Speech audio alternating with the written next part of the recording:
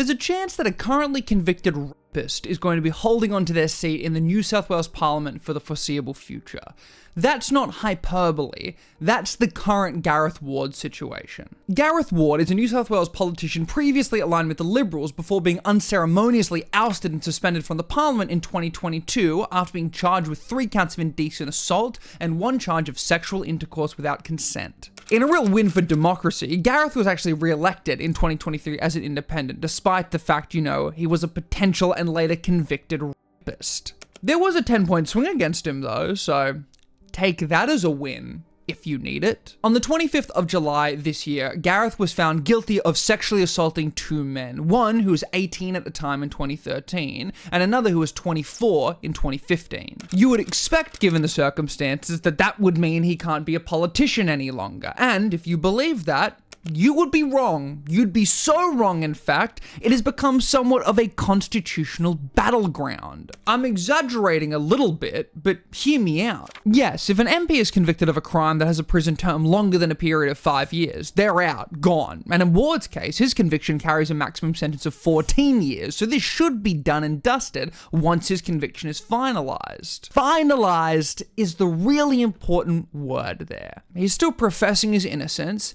and he's going to appeal the conviction. And what that then means is we have a currently convicted rapist still in the New South Wales Parliament with not a clear way to get him out. One option is he does resign on his own. Both the New South Wales Parliament and the Liberal Party themselves have requested his resignation, but given he seems to still profess his innocence despite the stories of these 2 separate victims matching up and a jury unanimously finding him guilty, it looks like the only way for him to be removed is forcefully through legal action. Naturally, waiting for the conviction to drop and the seat automatically becoming vacant takes the longest amount of time. Ward's lodged an appeal, and it's going to take anywhere between 6 to 12 months to get that all sorted. Practically speaking, that means a currently convicted rapist is collecting a government paycheck of $211,000 per year and still technically representing the Australian people. It's not exactly an ideal outcome from where I'm standing. The other option is what's led to this constitutional battlefield. The New South Wales Constitution does contain provisions to expel members for infamous crimes, and sure as hell, Ward's would fit that bill.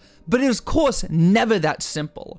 Ward's lawyers are arguing that his expulsion would be an affront to representative democracy, and that it would only be punishment that goes against procedural fairness, and that he should have the right to speak in the debate to oppose the resolution. His lawyers are also trying to argue that the conviction itself should not be grounds for expulsion, and technically, the letter sent by the government informing them of the expulsion did not contain the one's unworthy conduct. These lawyers also cited other workplace incidents where the civil ruling or termination was held off until the criminal conviction was sorted, as to make sure that if they were later acquitted or the findings were unsubstantiated, their entire life wouldn't be ruined and they were terminated despite the fact that they were actually innocent. Further complicating things, the New South Wales Supreme Court gave an interim ruling that potentially prohibits the government from holding a vote that would expel Gareth Ward. I say potentially because Leader of the House, Ron Hoenig, has said that the orders made by the court yesterday afternoon have no effect and are not binding on the House, but they would give due respect to the court and had instructed Crown solicitors to urgently approach Justice Deborah Sweeney, who issued the orders, seeking a review or reconsideration. The barrister for the government, Brendan Lim, argues that this Supreme Court ruling severely restrains the Legislative Assembly's ability to conduct its own business and breaches Article 9 of the Bill of Rights, providing debates and proceedings will not be impeded, hindered, or prevented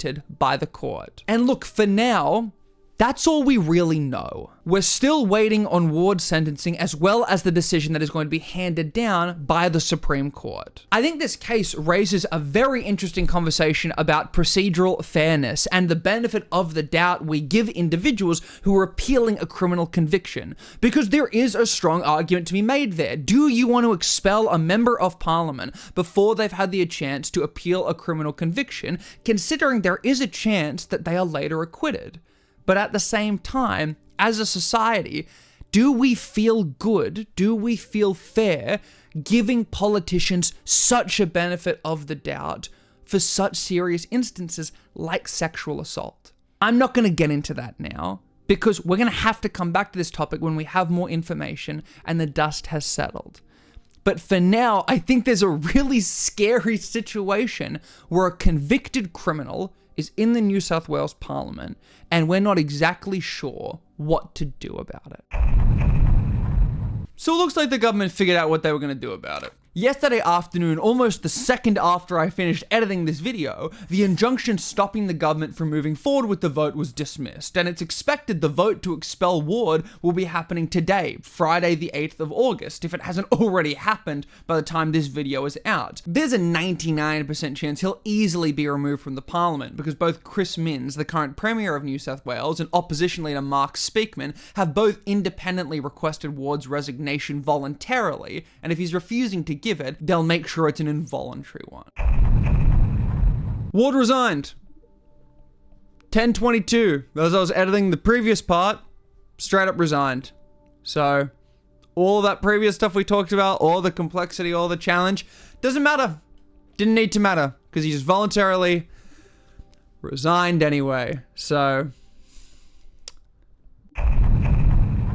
what did the leader of the House say? Not in 107 years has his House been required to expel a member. The fact that we are about to make such a determination is a pretty shameful exercise. I feel like it is pretty shameful. I understand he's appealing the conviction, but even still, right? You're not going to be able to represent your electorate while you've got this ongoing legal battle, right? I think it's respectful to, well, one, I think respect the victim. If you are guilty, if he is guilty, which currently legally he is, it's respectful to the victims not to do this big final public fight, right? Just accept you did the wrong thing, serve your sentence.